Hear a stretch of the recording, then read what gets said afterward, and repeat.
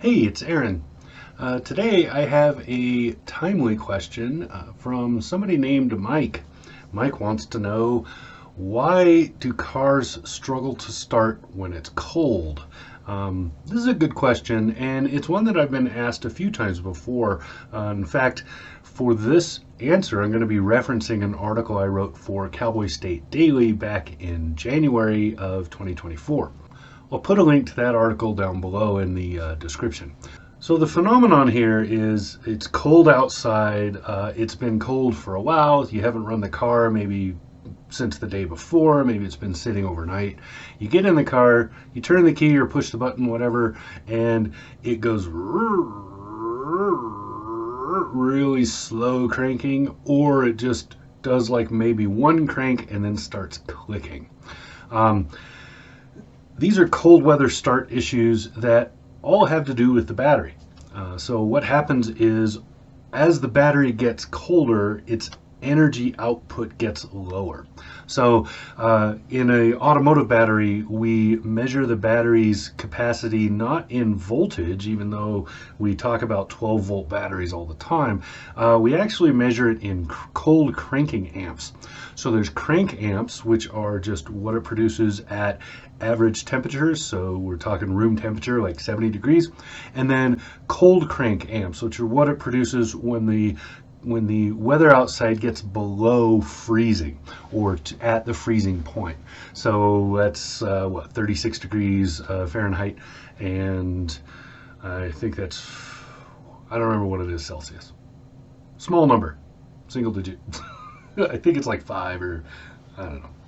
Yeah, pretty sure it's 5. I don't know. But anyway, not near it. So the point is that the colder the battery gets, the less power it can put out.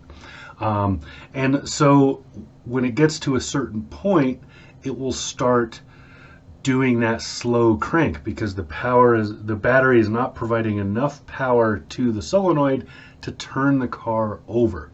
So usually what this means, if the battery is healthy, usually what this boils down to is it just cranks really slow. It will still catch, you'll still get the engine to fire up, and then once everything's warmed up, it's no big deal.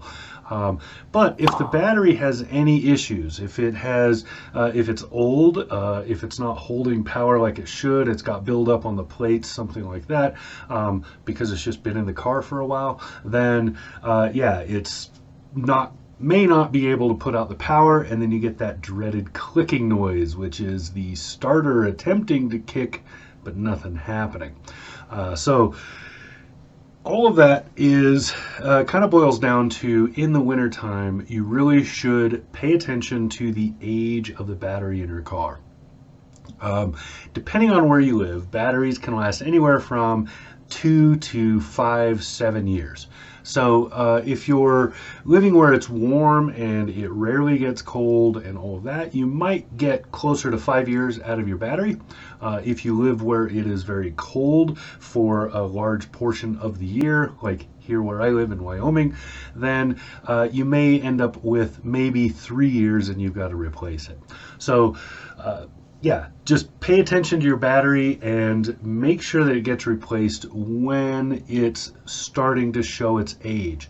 And like I said, if you live where it's cold, I would very much recommend that you buy higher cold cranking amp battery and you replace it every 3 years or so, because you will start having issues if you don't.